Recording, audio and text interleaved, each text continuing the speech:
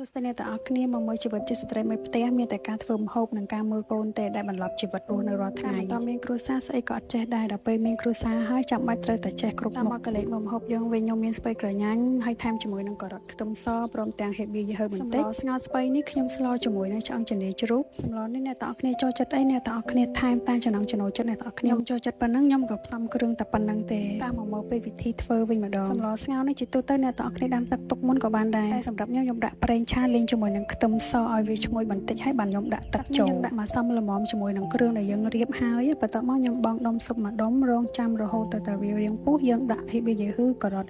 នេះយើងដាក់មុនដោយសារតែវារាងរឹងបន្ទាប់មកយើងគ្របវាទុកមួយសន្ទុះរហូតដល់វារាងពុះចាំយើងបង់សាច់ឆ្អឹងយើងចូលបន្ទាប់មកចាំយើងមកលាយគ្រឿងមានទឹកត្រីមានម្សៅស៊ុបមានស្ករសហើយខ្ញុំក៏ថែមជាមួយនឹងប្រេងខ្យងបន្តិចហើយយើងចាំមកដួសពពុះដួសអីចេញឲ្យស្អាតមកកាលណាមានពពុះជាប់មួយឆ្នាំអញ្ចឹងមើលទៅវាអត់ស្អាតអនាម័យហើយចុងក្រោយនេះយើងចាប់ផ្ដើមបង់បន្លែចូលបានគឺស្ពៃនោះយើងចាប់ផ្ដើមបង់ចូលហើយអញ្ចឹងមានតែប៉ុណ្្នឹងទេស្ងោរស្ពៃជាមួយនឹងឆ្អឹងជំនីជ្រូកងាយស្រួលអត់មានអីពិបាកទេអ្នកទាំងអស់គ្នាមកមើលស្លយើងវិញពុះនៅលើឆ្នាំងគ្រប់បែបនេះហើយយើងដួសមកហុយក្តៅបែបនេះក្លិនឈ្ងុយខ្លាំងមែនទែនបើនិយាយពីរសជាតិវិញដូចអីដែលខ្ញុំចង់បានអញ្ចឹងពេលដែលយើងដួសដាក់ចានមកយើងបន្ថែមជាមួយនឹងស្លឹកខ្ទឹមបន្តិចមកដើម្បីបង្កើនឲ្យវាកាន់តែមានក្លិនឈ្ងុយ